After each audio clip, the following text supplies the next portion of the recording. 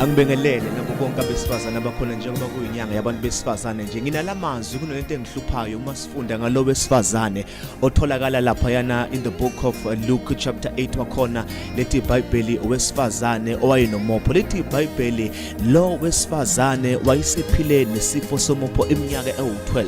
asilazi igama lakhe asimazi uvela kuphi asibaza abazali bakhe azazi ihlobo zakhe asimazi ukuthi ubani kodwa into esiyaziyo ngaye yinye ukuthi owesifazane owayenomopho ayikho into enhle ekhulunywayo ngaye kodwa into esizwayo ukuthi owesifazane owayenomopho kodwa into engithandayo lo wesifazane noma wayesebizwa ngokwesimo akakusona ngoba baningi abantu besifazane ababizwa ngokwesimo abadlula kusona abanye basabizwa ngamagama abo bangothandeka bangosibongile kodwa basabizwa ngalawo magama sibebizwa bathi lo wesifazane obhidlike lo mshado wakhe bathi lo wesifazane oxoshiwe emsebenzini bathi lo wesifazane ungabathola abantwana bathi lo wesifazane ofuna umsebenzi angawutholi babizwa ngezimo abadlula kusona kodwa lo wesifazane wathi isimo simhlasele wathi angeke ngivume ukuthi isimo singishonise phansi but I will rise above the situation ngoba nakulezi insuku sidinga abesifazane abanamandla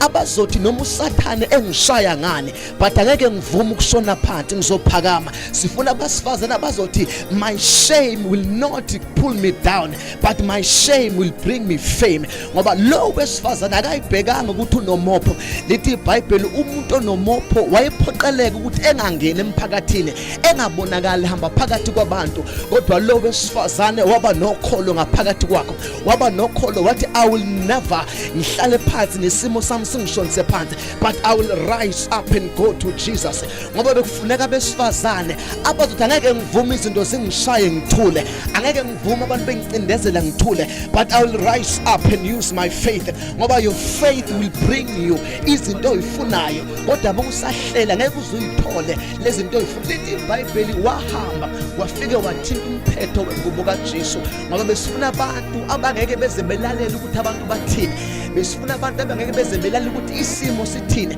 kodwa abazonyamezela noma kungavume abazobekezela noma isimo sibheda abazoqonda phambili noma izinto zibashaya bethi noma bengivalela but ngizophusha bethi noma bengivimba but ngizophusha sifuna besifazana abazophusha nakulonyaka nakulenyanga we need women abazothi mina angeke ngivume ukuvalelwa ngabantu ngoba abantu emphakathini lo wesifazane babemvalela ngenxa yokuthi babemazi ukuthi unesimo esinjani babengafuna ahlangane noJesu kodwa wathi angeke ngivumele inqubo zingivimbele ukuthi ngithole ibreakthrough yami umuntu wesifazane ngithi ungavumeli abantu bekutshela ukuthi wena ungubani kodwa uvumela uNkulunkulu ekutshela ukuthi ungubani ngoba abantu bazokuvimbela ukuthi ufike la kufanele ufike khona abantu bazokwenza ugcina ungayitholanga lento oyifunayo kodwa ngifuna ukuthi mina press on and push harder and touch the garment of Jesus lithi iBhayibheli wathi esethinta umphetho wengubo kaJesu kwaphuma amandla kuJesu waphila same time